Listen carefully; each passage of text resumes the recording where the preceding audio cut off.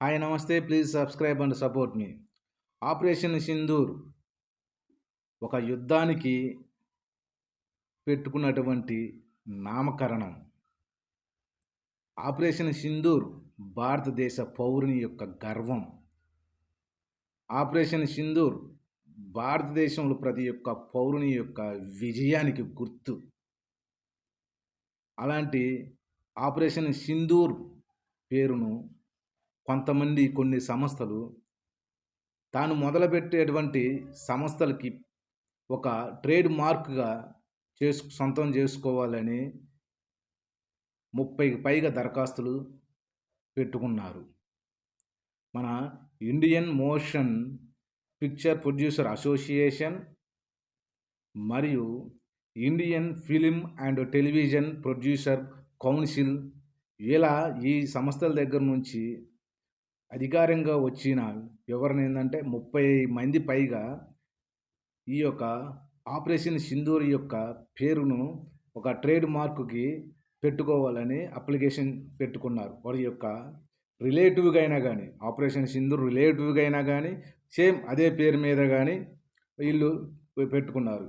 దాదాపు ఈ యొక్క ఇందులో మొట్టమొదటిసారిగా రిలయన్స్ గ్రూప్ తెలుసుగా మీకు ఎవరికో? ముఖేష్ అంబానీ గారిది రిలయన్స్ గ్రూప్.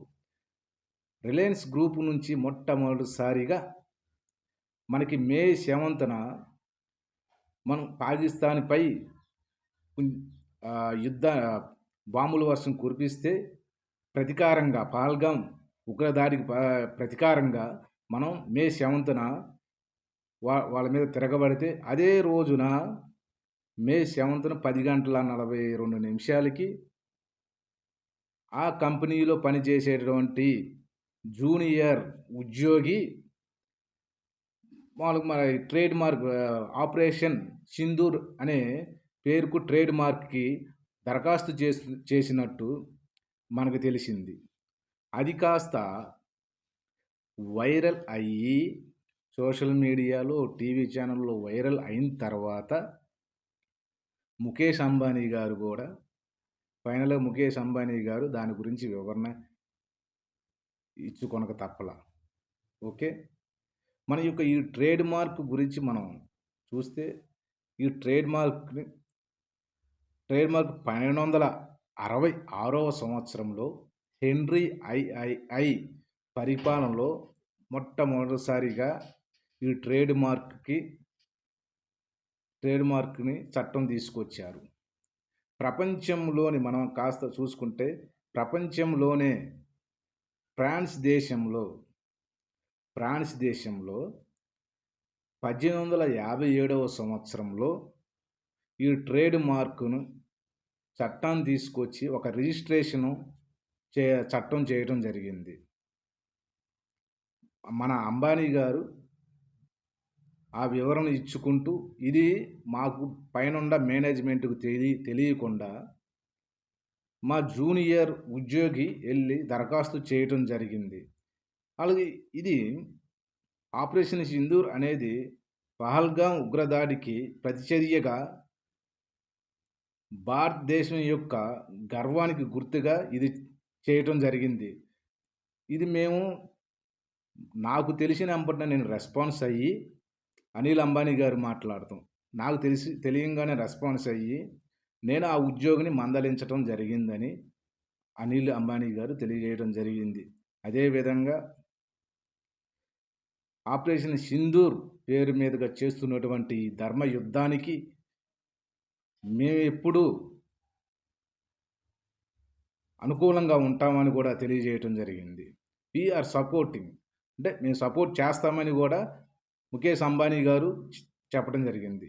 సో మనం ఇవి చూస్తూ ఉంటాం. ఈ ట్రేడ్ మార్క్ గురించి ఎన్నో మనం ముఖ్యంగా చెప్పాలంటే సినిమా వాళ్ళు, నిర్మాతలు కూడా ఎంతోమంది 30కి పైన చేశారు.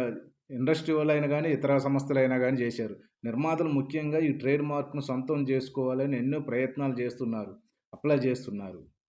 మన భారతదేశంలో వచ్చేసరికి 1948లో ఈ చట్టం తీసుకురాబడింది. 1940లో చట్టం తీసుకురాబడింది. 1999 సెక్షన్ 29 కింద ఈ చట్టాన్ని ఈ చట్టంలో 29 సెక్షన్ కింద ఈ చట్టం అనేది ఈ చట్టం అనేది ఉంది. సో, మనకు తర్వాత 2002లో కొంచెం ఈ యొక్క ట్రేడ్ మార్క్ యొక్క ఈ చట్టాన్ని సవరణ చేయబడింది. ట్రేడ్ మార్క్ అంటే మన సంస్థలకు గానీ, తర్వాత సేవా దృక్పథానికి గానీ, వస్తువులకు గానీ ఈ ట్రేడ్ మార్క్‌ని ఉపయోగిస్తారు. ఉత్పత్తుల్లో ఎటువంటి దుర్వినియోగం జరగకుండా, వినియోగంలో ఎటువంటి దుర్వినియోగం జరగకుండా, ఎలాంటి ప్రాబ్లమ్స్ రాకుండా ఉండటానికి ఈ యొక్క ట్రేడ్ మార్క్ అనే చట్టాన్ని తీసుకొస్తారు. అంటే ఒక సింబల్ ఇప్పుడు రిలయన్స్ ఉన్నది. రిలయన్స్‌కి ప్రత్యేకంగా ఒక సింబల్ ఉండిద్ది. మెక్‌డొనాల్డ్ సింబల్ ఉండిద్ది. టాటా వాళ్ళకి ప్రత్యేకంగా ఒక సింబల్ ఉండిద్ది. జస్ట్ ఒక రిజిస్టర్ ఫర్మ్ నేమ్ వేరు. ఆ రిజిస్టర్ ఫర్మ్ నేమ్ అంటే దాన్ని ఎవరైనా గానీ కాపీ చేయొచ్చు. ఫర్మ్ నేమ్ మీద రిలయన్స్ అంటే రిలయన్స్ ఇండస్ట్రీస్. రిలయన్స్ ఇండస్ట్రీస్ మీద ఒక పేరు ఎవరైనా నామకరణం చేసుకోవచ్చు. No problem. ఆ నామకరణం చేసి దాని మీద వ్యాపారాన్ని కొనసాగించవచ్చు. బట్ ఈ సింబల్ మీద రిలయన్స్ ఫర్మ్ పేరు పెట్టి మళ్ళీ సింబల్‌కి ట్రేడ్ మార్క్ ఉండిద్ది. సింబల్‌ని పెట్టేసి దాని యొక్క ట్రేడ్ మార్క్‌ని చట్టపరంగా తీసుకుంటారు. అప్పుడు ఆ వినియోగదారుడు ఎవరైతే వినియోగించుకుంటారో పలానా వస్తువు మీద ఆ ట్రేడ్ మార్క్ సింబల్ ఉంటేనే పలానా రిలయన్స్ ఇండస్ట్రీది, పలానా టాటా వాళ్ళదని వాళ్ళకి వినియోగించుకునే వారికి తెలుస్తుంది. వాళ్ళు ఉత్పత్తి చేసేటప్పుడు గూడా ఒక ప్లేస్ నుంచి మన కంట్రీ నుంచి అదర్ కంట్రీస్‌కి ఎక్కడికైనా ప్రపంచంలోను ఎక్కడికెళ్ళినైనా గానీ ఆ ట్రేడ్ మార్క్ సింబల్ ఉంటే పలానా రిలయన్స్ వాళ్ళది, పలానా టాటా వాళ్ళది అని మనకి గుర్తుంటుందన్ గు ఐడెంటిఫికేషన్ ఉండిద్ది. సో, దానికని మనం ఈ ట్రేడ్ మార్క్‌ని యూజ్ చేస్తామనమాట. సో,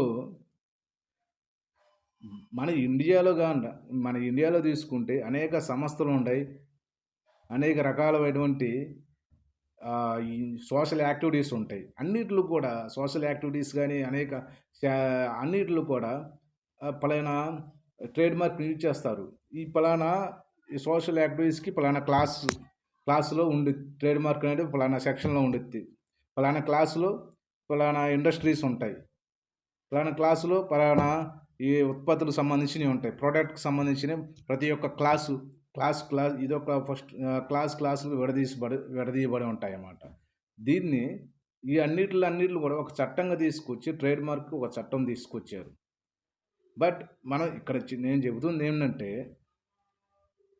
మనం ఇప్పుడు ఆపరేషన్ సింధూర్ అనేది మన భారతదేశ ఒక ఒక పేరుకు మనం ఇప్పుడు చూడట్లేదు. ఆపరేషన్ సింధూర్ అనేది భారత మహిళ యొక్క గౌరవం. భారత మహిళ యొక్క గౌరవం. భారతదేశ పౌరుని యొక్క గౌరవం. భారతదేశ ఆర్మీ, నేవీ యొక్క గౌరవంగా మనం ఆపరేషన్ సింధూర్ అని నామకరణం చేసుకొని, మన ప్రత్యర్థి అయినటువంటి పాకిస్తాన్‌పై యుద్ధాన్ని చేస్తున్నాం. అలాంటి సమయంలో డబ్బు కోసం, కొన్ని ప్రత్యామ్నాయాల కోసం ఆపరేషన్ సింధూర్ అనే పేరుని ఈ విధంగా వాడుకొని దాన్ని పబ్లిష్ చేయటం కరెక్ట్ కాదు. సో, ప్రతి ఒక్కరు గూడా ఆపరేషన్ సింధూర్ అనే పేరు, ఆపరేషన్ సింధూర్ అనే నామకరణాన్ని భక్తితో పూజించాలి. వ్యాపారానికి కాదు. స్వలాభాల కోసం కాదు. సో, మనందరం గూడా ఆపరేషన్ సింధూర్ అనే పేరుకి సపోర్ట్ చేద్దాం. ఎటువంటి వివాదాలని ఈ పేరు మీద వివాదాలు లేకుండా మనం పెట్టిన పేరుని సద్వినియోగం చేసుకుందాం. Thank you.